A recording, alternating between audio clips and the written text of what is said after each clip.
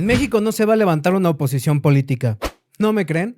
Vamos a verlo. Y es que miren, seamos honestos, desde 2018 el panorama político en México ha estado dominado principalmente por un partido, Morena, junto con sus partidos aliados, el Partido Verde y el Partido del Trabajo. Tan es así que en 2024, año en el que hubo otra vez elecciones, Morena y sus aliados no solamente ganaron esa elección otra vez, sino que incluso obtuvieron más votos que la ocasión pasada, lo cual lleva a que todos nos preguntemos, ¿y dónde está la oposición? Ahora, para entender esto vamos a tocar tres puntos principales. El primero de ellos son las victorias avasallantes que ha tenido Morena en materia electoral. El segundo, la oleada de refugiados políticos que ha cogido Morena entre sus filas. Y el tercero, la aparente inexistencia de líderes de oposición que de verdad te inspiren a querer votar por ellos. En ese sentido, empecemos por el lugar en donde comenzó todo esto, las elecciones de 2018. Y es que ese año AMLO, después de 2 contiendas electorales perdidas, porque sí perdió en 2006 aunque no lo quieran admitir, finalmente llegó a la presidencia de la República con 30 millones de votos, es decir, con más del 53% de la preferencia electoral, convirtiéndose así en el presidente más votado en la historia del país hasta ese momento y siendo la primera vez en décadas que un candidato había ganado con mayoría absoluta las elecciones. Si comparamos este resultado con sus dos antecesores inmediatos, el PRI de Peña Nieto obtuvo únicamente 38% de la preferencia electoral y el PAN de Felipe Calderón el 35%. En ese sentido, AMLO literalmente arrasó, tanto así que obtuvo más votos que sus dos contrincantes juntos, aunque haya gente a la que tampoco quiere admitirlo. Situación que no solamente se quedó ahí, sino que también se trasladó al ámbito legislativo, en donde Morena obtuvo una mayoría de más de 300 curules en la legislación de 2018 a 2021. Esto gracias a su alianza estratégica con el Verde y el PT, situación que se replicó también en el Senado de la República. Situación que le permitió a Morena adueñarse casi de toda la agenda legislativa durante esos 3 años sin que la oposición tuviera mucho margen de maniobra o algo que hacer. Algo que cambiaría ligeramente en 2021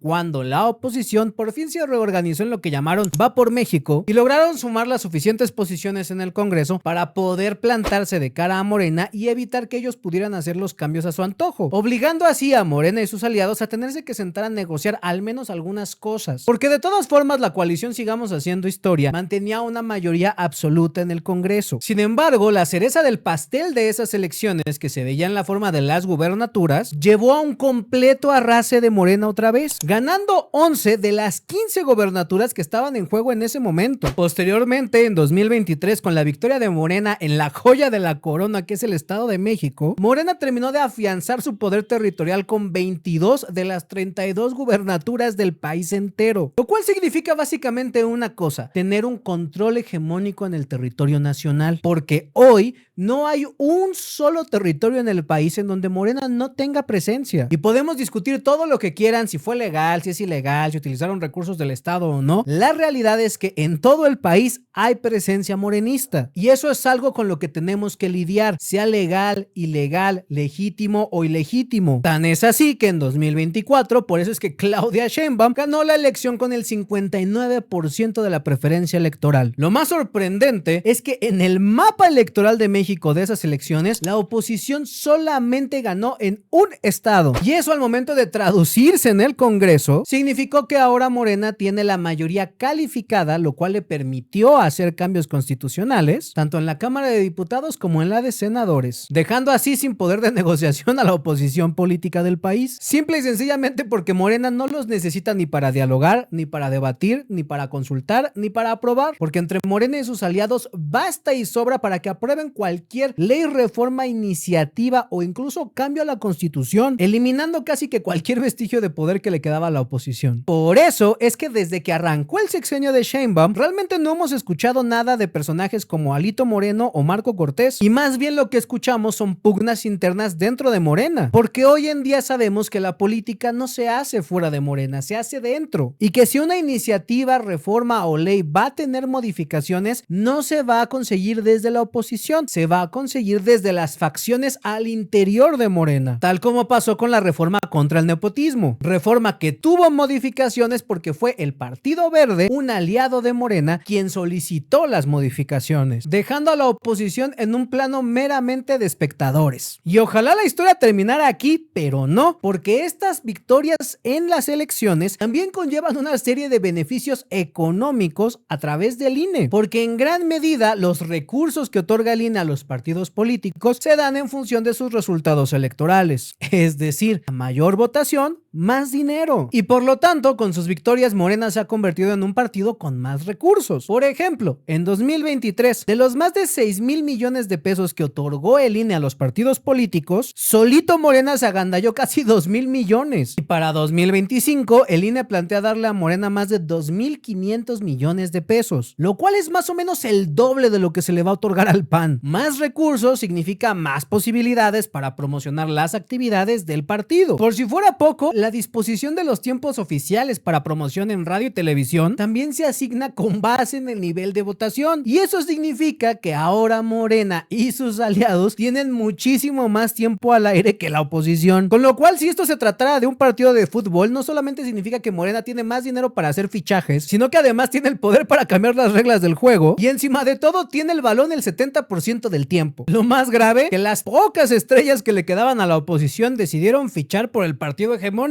Y es que además de todo lo anterior, Morena ha logrado afianzar su poder a través de fichar literalmente a líderes políticos que provenían de la oposición. Y es que desde la perspectiva de los políticos es lógico. Decidieron unirse al bando ganador en lugar de pelear en su contra. Y en ese sentido el intercambio es claro. Estos políticos locales aportaban sus estructuras electorales en territorio, y Morena a cambio les permitía el uso de una marca política que no tenía el mismo desgaste que el PRI y el PAN. Una marca política que, abanderada detrás de López Obrador, mantenía la confianza con la gente. Sin contar, claro, además de la impunidad que viene el hecho de estar del lado del equipo que va ganando. Perfiles como Alejandro Murat, Miguel Ángel Yunes, Omar Fayad, Gabriela Cuevas, Manuel Espino y evidentemente casi todo el PRD dejaron trayectorias históricas en sus partidos para unirse al que está ganando ahorita, en la danza más grande de chapulines que se ha visto desde que el chapulineo se inventó como concepto. Con lo cual a todos nos queda claro el modus operandi de Morena. Si no te gana en una elección, te recluta para la siguiente. Situación que por demás también ha sido muy criticada por su propia militancia, ya que en este fenómeno han incluso desplazado a sus cuadros políticos locales para traerse las figuras ya consolidadas de la oposición. Pero ojito que no son los únicos que han sufrido el desgaste, porque también en la propia oposición también ya hay desconfianza, porque ¿cómo es posible que tú puedas confiar en los políticos de un partido, votes por ellos porque supuestamente defienden ciertos ideales, y al día de mañana simplemente te traicionen y se vayan al otro partido con el cual hicieron que tú te pelearas durante años, solamente porque ahorita les conviene? Y es que para Morena también la operación es clara. Cada opositor que acepta un cargo es un opositor menos del cual preocuparse. Y en el intermedio, los que salen bailando son los ciudadanos que realmente quieren y buscan una alternativa política a Morena, porque son ellos quienes tienen que ver desde la completa impotencia cómo sus gallos, sus líderes, sus cuadros se van al enemigo, dejándolos únicamente con las obras de las obras. Y es que si regresamos a la analogía del fútbol, cuando tú tienes un equipo como Morena, con todo el dinero de fichajes, con los árbitros de su lado, y que además tiene todo el tiempo la pelota, lo único que te permitiría remontarle a un equipo así son los cracks. Es decir, tener talentos políticos natos, políticos que pelota que tengan la tiren a gol, políticos que aprovechen la más mínima oportunidad para salir, brillar y demostrar su magia, políticos de los que ya no se hacen y mucho menos en la oposición. Y es que seamos sinceros, todo le podemos criticar a López Obrador. ¿Que fue mal gobernante? Sí. ¿Que sus políticas no pegaron? También. ¿Que sus proyectos son una tiradera de dinero? Por supuesto. Pero lo que no podemos criticar es que el señor sabe hacer campañas. El señor iba y se paraba en medio de aguaceros con 100 personas a su alrededor sin necesidad de micrófono o megáfono para dar un discurso. Y si tú comparas eso con los políticos de ahora que creen que porque bailan en TikTok están haciendo campaña, es bien fácil darse cuenta por qué ningún líder de oposición pega. Les falta calle, carisma y contundencia. Porque además, por si fuera poco, los pocos perfiles que sí tienen idea de lo que están haciendo no son impulsados por por sus propios partidos, porque prefieren abandonar sus valores e identidad para jugar a un centro pragmático buena ondita que da bien, en lugar de apostar por una estructura axiológica definida y de contraste, con lo cual de manera efectiva no solo abandonan sus valores, sino también a la militancia que cree en esos valores. Y de ahí a que partidos como por ejemplo el PAN, que históricamente se posicionaban sobre de las causas de la vida y la familia, hoy en día estén promoviendo iniciativas que podrían bien venir de cualquier partido progre, tratando de conseguir votos de gente que jamás va a votar por ellos, abandonando así a la gente que de hecho votaba por ellos. Del PRI ni se diga. Lo único histórico que le queda a ese partido que vio nacer la democracia en el país son los edificios. Y es que pareciera que el partido se acostumbró tanto tiempo a estar en el gobierno que no tiene idea ni se encuentra estando en la oposición. Más aún, el desgaste acumulado de 70 años de gobiernos continuos y luego los 6 años de Peña Nieto han causado un hartazgo tal en la sociedad que de verdad pareciera que mejor te conviene tenerlos de enemigos que de aliados, porque de enemigos no te hacen nada y de aliados te hacen daño. Eso sin contar con las dirigencias de ambos partidos. Por el lado del PAN, un intento de reestructura que nada más no termina de cuajar, y por el lado del PRI, la eterna dirigencia de Alito Moreno, quien bloquea además cualquier intento de generar liderazgos nuevos por miedo a que le quiten la dirigencia del partido. Con lo cual el PAN se transformó en un zombie sin corazón y el PRI ya se encuentra en operación buitre, royendo el hueso hasta que les quiten el registro. Y por su lado tenemos a Movimiento Ciudadano, que en términos de afinidad política se parecen más a Morena que a cualquier otro partido, y que en términos reales significa que la gente de verdad no tiene una opción política alternativa, porque es la izquierda autoritaria y progresista de Morena, la izquierda autoritaria y progresista de MC, la pseudoizquierda chafa del PRI o el pseudocentro que le tira a izquierda del PAN. Y nos preguntamos todos, ¿y la derecha para cuándo? Porque si bien es cierto que hay organizaciones que buscan consolidarse como partidos, la realidad es que tampoco se ve ese trabajo en territorio y tampoco se ve la formación y colocación de cuadros. Porque si de verdad tuvieran aspiraciones de querer trascender a algo más, mínimo ya estarían mandando a sus gallos a foguearse en los espacios de debate político. Ni se diga de la urgencia que deberían de tener por generar estructuras en territorio. Es para que organizaran marchas, mítines, manifestaciones, para que inundaran las redes sociales con contenido. Sin embargo, lo que vemos es un destello por aquí, otro destello por allá, liderazgos muy dispersos y una agenda poco clara y bastante ambigua de lo que se supone que se va a hacer. Porque si tú sales a la calle y le preguntas a la gente qué defiende Morena, equivocados o no, te van a dar una respuesta. Pero si tú vas y les preguntas qué defiende la oposición, van a decir que nada o que no saben. Y eso es algo que cualquier organización que busque representar una alternativa política para la gente debería tener como prioridad corregir. Y en ese sentido, si ustedes a mí me lo preguntan, yo veo incluso hasta más probable que la oposición de Morena venga desde dentro de Morena antes de que cuaje y se configure una verdadera oposición política. Sin embargo, yo creo también que eso no nos tiene que desalentar a seguir intentando, porque si nosotros como ciudadanos no tomamos las riendas de nuestro destino como país y seguimos esperando a que cualquier político baje cual mesías a querernos dar la respuesta, pues entonces no somos diferentes a Morena, somos iguales que ellos. La única diferencia es que ellos ya tuvieron la venida de su mesías y nosotros estaríamos esperando la venida del nuestro, algo que yo desde mi punto de vista personal considero inaceptable, porque parafraseando a Steve Rogers, señores, Dios solamente uno y ciertamente no es un político. Entonces, si tú incluso en tu localidad no ves que se esté organizando una oposición, ni siquiera de los partidos que ya están, ni de los que quieren ser, te pido de favor que tú tomes el llamado y te empieces a organizar incluso dentro de tu propia comunidad. No necesitas hacer el gran cambio, pedir que te pongan luces en la calle, solicitar que te rellenen hoyos en la avenida, gestionar que te rehabiliten un parque. Todas esas son cosas al alcance de cualquier ciudadano y todas esas son cosas que, aunque pequeñas, pueden contribuir a mejorar nuestra calidad de vida. Y si todos nosotros poco a poco empezamos a tomar esas acciones políticas, va a llegar el momento en el que nuestro esfuerzo conjunto va a ser más grande que cualquier partido, que cualquier estructura, que cualquier gobierno y sobre todo que cualquier político, porque el cambio